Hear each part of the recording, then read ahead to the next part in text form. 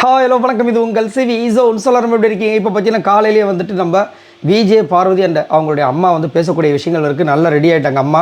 ஏன்னா 24 மணி நேரம் முடிய போகுது. ஸோ அதுக்குள்ளே தன்னோட பொண்ணுக்கு என்னென்னலாம் சொல்ல முடியுமோ எல்லாத்தையுமே சொல்கிறாங்க. விஜே பார்வதி நிறைய விஷயங்கள் ஷேர் பண்ணுறாங்க. நம்ம அரோரா வந்து ஒரு விஷ பாம்பு எல்லாம் நிறைய விஷயங்கள் ஷேர் பண்ணுறாங்க. அதை உண்மை வேணால் பார்க்கலாம். அதுக்கு முன்னாடி பார்க்குற எல்லாருமே நம்மளோட சேனலை சப்ஸ்கிரைப் பண்ணிட்டு பாருங்கள், லைக் பண்ணுங்கள், கமெண்ட் பண்ணுங்கள், ஷேர் பண்ணுங்கள். இப்போ வாங்க இந்த வீடியோக்குள்ளே போகலாம். உங்களோட தேவால நம்மளோட சேனல் 1 லட்சம் அடைய போகுது. நன்றி, சப்போர்ட் பண்ணுங்கள். சரி, என்னென்ன சொல்கிறாங்க அப்படின்னா, முதல் நீ இந்த வீட்டில் உறுதியாக இருக்கணும். முக்கியமாக நீ உறுதியாக இருக்கணும். உன்னோட எமோஷன்ஸை கண்ட்ரோல் பண்ண பாரு. சரியா? எமோஷன்ஸ் இல்லாமல் இல்லை. அது சொன்னவொடனே அவங்க சொல்லிட்டாங்க, அம்மா இதுதான்மா நீ. எல்லாருக்கும் எமோஷன்ஸ் வரும், எல்லாருக்கும் ஃபீலிங்ஸ் வரும். நான் தப்பு சொல்லவே மாட்டேன். ஆனால் அதை நீயே கொச்சப்படுத்துறாது. புரியுதா? ஏன்னா நம்ம இங்கே பிக் பாஸ் வீட்டுக்கு கேம் விளாட வந்திருக்கோம். பீச்சில் உட்கார வரலாமா அப்படின்னு ஒன்று சிரிக்க ஆரம்பிச்சிட்டாங்க. அதே மாதிரி அம்மா இங்கே எல்லோரும் என்னை வந்து ஒரு மாதிரி சொல்ல ஆரம்பிச்சிட்டாங்கம்மா. எனக்கு ஒரு மாதிரி நீ எப்படி தான் சொல்லுவேன்னு. அம்மா நான் தாய்மா. அதை வந்து கொஞ்சம் மியூட் பண்ணிட்டாங்க இந்த பிக் பாஸ் டீமு.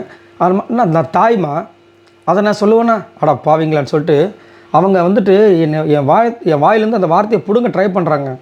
நான் சொல்லுவேனாம்மா அப்படின்ற மாதிரி சொன்னாங்க. அதுக்கப்புறம் வந்துட்டு இங்கே எதுக்கு நம்ம வந்திருக்கோன்றதை யோசி. அதே மாதிரி இங்கே வந்துட்டு யாரையும் காயப்படுத்தாத, யாரோட இதையும் அந்த எமோஷன்ஸை ஹர்ட் பண்ணுற மாதிரி பண்ணிடாத என்ன. அதே மாதிரி சண்டை போடு, அதேமாதிரி யாரையும் நம்பிடாத. அவங்களும் அதை பண்ணிகிட்டு இருக்காங்க உனக்கு. இதெல்லாம் நிறைய சொன்னாங்க. அதுக்கப்புறம் வந்துட்டு இந்த வழுக்கு மரம் கதையே சொன்னாங்க. என்னென்னா இந்த கிறிஸ்டியன் கோயிலுக்கு முன்னாடி இந்த வழுக்கு மரம்லாம் வைப்பாங்கள்ல, ஏறுவாங்க இறங்குவாங்க. அந்த மாதிரி தான்மா லைஃப்பில் வந்து எல்லாமே இருக்கும். அதேமாதிரி இந்த பிக் பாஸ் வீட்டுக்குள்ள அப்படி இருக்கும். அதை நீ கற்றுக்கோ அப்படின்னாங்க. அதுக்கப்புறம் பார்த்தீங்கன்னா இவங்க விஜே பார்வதி ஒரு சில விஷயங்கள் சொல்கிறாங்க. யாருன்னா, எனக்கு சுட்டு போட்டாலும் ஒரு சில பேர் செட்டே ஆகாதுமா. அதில் யாருன்னா கனி, சுபி, விக்ரம், அரோரா, திவ்யா, இவங்கெல்லாம் வந்துட்டு எனக்கு சுத்தமாக செட் ஆகாதுமா. என் மைண்டுக்குள்ளே உள் மனசுக்குள்ளே சொல்லிகிட்டே இருக்குது. ஏன்னா அதே மாதிரி சபரியும் சுத்தமாக அதாவது எல்லாமே பார்த்தீங்கன்னா ஃபேக்மா. அதாவது குறிப்பாக இந்த அரோராலாம் பார்த்தீங்கன்னா விஷ பாம்புமா. ஃபுல்லாக வந்து போலித்தனம். கமருதீனுக்கு அதாவது எனக்கு கமருதீன் மேலே ஒரு ஃபீலிங்ஸ் இருக்குதுன்னு சொல்லி அந்த ஃபீலிங்ஸை வச்சு விளாண்டா பார்த்தீங்களா. நேற்று போத்தன் கூட அதை தான் சொல்கிறாங்க. அவள் வந்து உங்களோட ஃபீலிங்ஸை வச்சு இவ்வளோ தூரம் வந்திருக்கா. இல்லைன்னா அவளாம் எப்பயோ போயிருப்பான்னு. எவ்வளோ கஷ்டமாக இருக்குது தெரியுமாம்மா. அரோரா சரியான விஷ பாம்புமா அப்படின்றாங்க. அதே மாதிரி சபரியெல்லாம் கணக்கிலே சேர்த்துக்கூடாதுமா. இவன் வந்து நல்லவனா கெட்டவனான்னு தெரியாது. அவ்வளோ அதாவது நேற்று கூட பார்த்தியம்மா இப்படி பண்ணும்போது கமருதீன் மூக்கில் வந்து என் மண்டை இடிச்சிருச்சு. அதை கூட அங்கே வந்து அப்படி பெருசு பண்ணி அவன் முன்னாடி வந்து ஒரு விஷயத்தை போட்டுட்டு போகிறாமா. இவன் இப்படி தான் விளையாட்டல அப்படின்ற மாதிரி.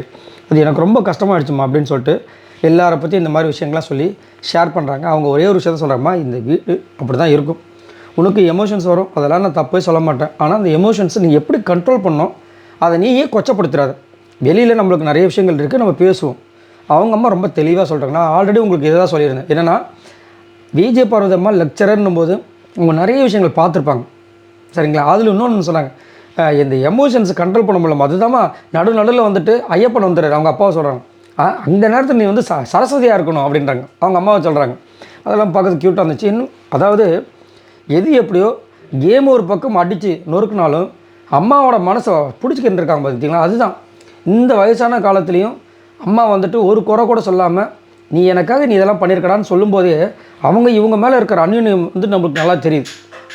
இதுவே போதும் விஜே பார்வதி வாழ்க்கையிலே சக்ஸஸ். அதாவது நம்ம கடைசி காலத்தில் நம்ம அம்மா அப்பாவை வந்துட்டு விட்டு கொடுக்காம அவங்களுக்காக நம்ம வாழ்ந்துட்டாவே அதே ஒரு பெரிய வெற்றி தான். ஸோ இதை பற்றி உங்களோட கருத்துக்களை சொல்லுங்கள். பாய் நண்பர்களே.